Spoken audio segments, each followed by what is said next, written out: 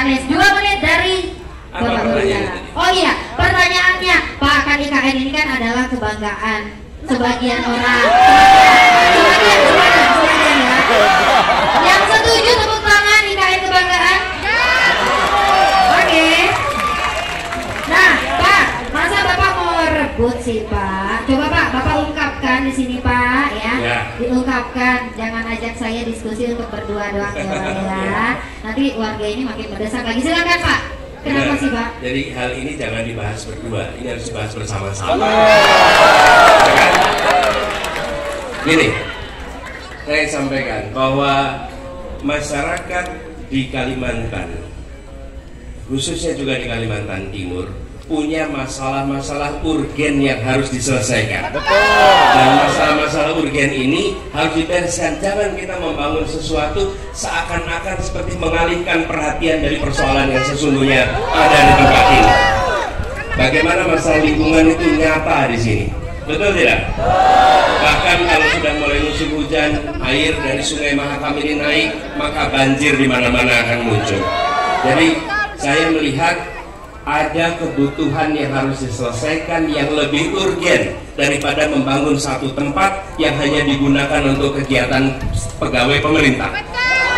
Bukan pusat perekonomian, tapi pegawai pemerintahan yang akan di situ. Di tempat lain nggak merasakan apa-apa. Itulah sebabnya saya katakan, bukan soal menolak atau tidak. Anggaran kita terbatas, mari kita gunakan anggaran itu untuk membangun yang senyatanya dibutuhkan oleh masyarakat di Kalimantan. Salah satunya, bayangkan kami berencana untuk membangun jalur yang membangun kereta api dari Pontianak, Palangkaraya, Banjar, Balikpapan, Samarinda, dan sampai ke atas, supaya Kalimantan ini tersambungkan. Hari ini Kalimantan itu tidak tersambungkan, betul tidak? Untuk pergi ke Banjarmasin harus terbang ke Surabaya. Dari Pontianak untuk pergi ke sini harus terbang ke Jakarta. Kenapa? Karena tidak disambungkan satu kesatuan. Begitu transportasinya tersambungkan, perekonomian tersambungkan, maka kemajuan akan terjadi di Kalimantan. Oke. Belum lagi bicara pendidikan. Kita menyaksikan datanya ada puluhan ribu sekolah rusak di Kalimantan. Apakah itu perlu dibiarkan? Itu harus dibangun. Selama kita tidak fokus pada pendidikan, jangan harap masa depan anak-anak kita menjadi lebih baik. Lalu kesehatan. Jadi hal-hal mendasar ini yang menurut saya jauh lebih penting. Saya ingin sampaikan, bagi sebagian orang di Jakarta sering tidak bisa membedakan mana keinginan, mana kebutuhan. Betul tidak? Saya bersyukur masyarakat Samarinda bisa membedakan mana keinginan, mana kebutuhan. Yang kita harus selesaikan segera adalah kebutuhan kita. Keinginan kita punya macam-macam, tapi bereskan dulu kebutuhannya. Dan saya percaya bila kebutuhan dasar itu dari mulai pendidikan, kesehatan, mobilitas, transportasi, lingkungan dibereskan, insya Allah Kalimantan akan maju, rakyatnya akan merasakan kesejahteraan. Dan bukan hanya satu lokasi, tapi semua lokasi yang ada di Kalimantan. Tempat ini terlalu kaya untuk penduduknya merasa miskin. Itu jawabnya. Oke, kita kasih tepuk tangan dulu dong.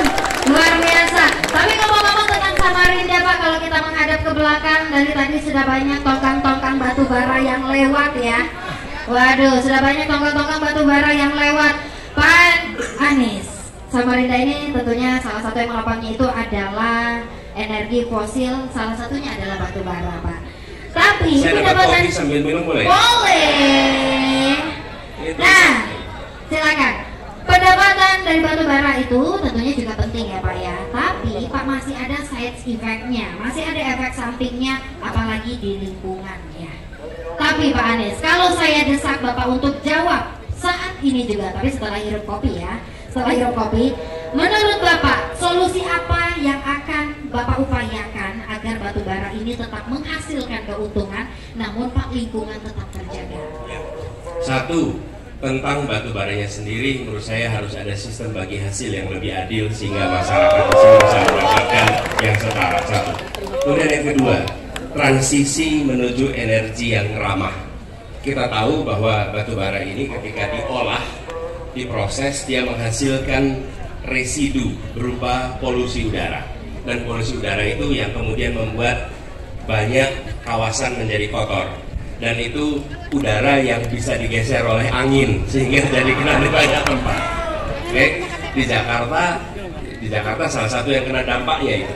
Nah, transisi menuju energi terbarukan tidak bisa gegabah. Kenapa tidak bisa gegabah? Proses transisinya harus dirancang dengan benar. Karena itu bila setelah misalnya kami bertugas, maka kami akan ajak bicara pelaku industri pengolahan batu bara untuk duduk bersama menyiapkan roadmap transisi. Transisi itu harus disiapkan. Kenapa? Ketika nanti ada penggunaan energi terbarukan, kita harus memikirkan lapangan pekerjaan bagi mereka yang selama ini kerja di sektor batu bara. Bagaimana dengan supir-supir truknya? Bagaimana dengan pola tongkangnya? Bagaimana dengan orang-orang yang bekerja di sekitar tambang?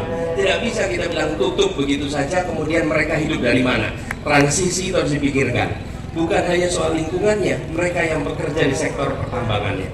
Yang kedua, pergeseran kepada energi terbarukan itu perlu alternatif pengganti yang perlu waktu.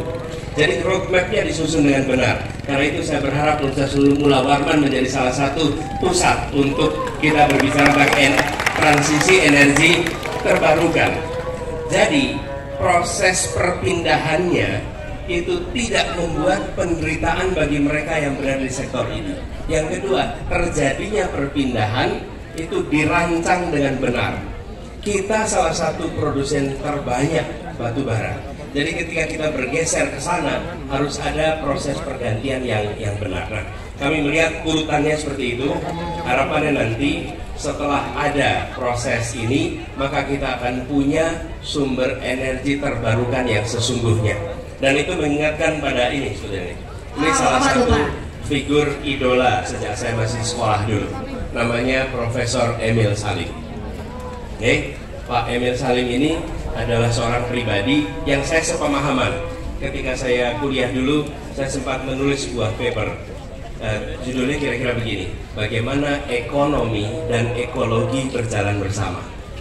Karena ekonomi dan ekologi berasal dari akar kata yang sama, oikos nomos dan oikos logos. Dua-duanya tentang bagaimana kehidupan keluarga, rumah tangga itu bisa maju.